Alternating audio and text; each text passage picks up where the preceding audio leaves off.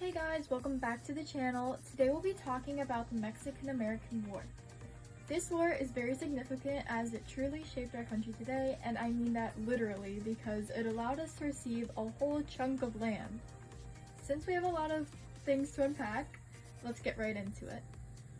Before I begin, I want to give you guys a warning that my pronunciation on most of the words will not be great.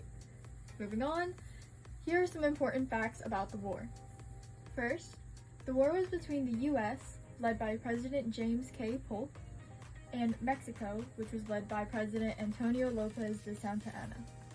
The war was from 1846 to 1848.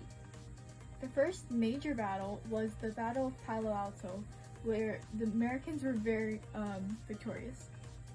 And then another major battle was the Battle of Monterrey, where the Americans captured the city after a 4-day siege. And the last battle was the Battle of Cerro Gordo.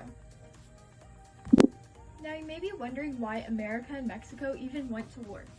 That question actually has quite a few reasons, such as manifest destiny, which was the American belief that they had a God-given right to expand westward. You may be thinking that this is a bit egotistical since there were already people and civilizations of Native American tribes who lived on this land. But you need to remember that this isn't how the average American thought back then.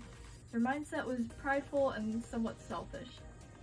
Next we have the Texas annexation, where Mexico had not recognized Texas as its own nation and instead as a province. Even though they had fought for their independence, Mexico still didn't want to accept it.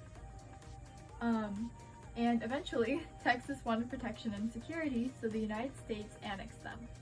By the way, if you didn't know, an annex is when a country takes control of a territory, usually with consent from both countries.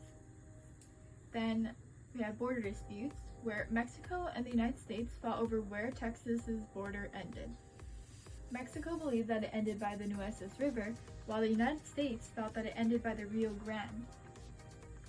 And lastly, we have expansionist goals. President Polk of the United States had been planning to obtain New Mexico and California while they were still under Mexican control at the time. All of these factors fueled the flames of the war. A question that might have crossed your mind is, who is President Polk? Though he's not commonly talked about, he actually accomplished a lot and might even be considered one of our most important presidents.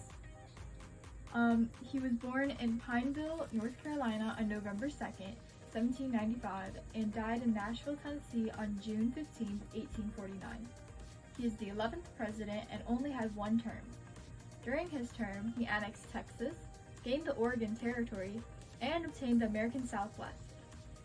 Fun fact, he had many nicknames such as Dark Horse, which is a term used for an unexpected winner in politics, Young Hickory, because he was very similar to President Andrew Jackson, who was actually named Old Hickory, and Napoleon of the Stump, since he was a good speaker like Napoleon and also short.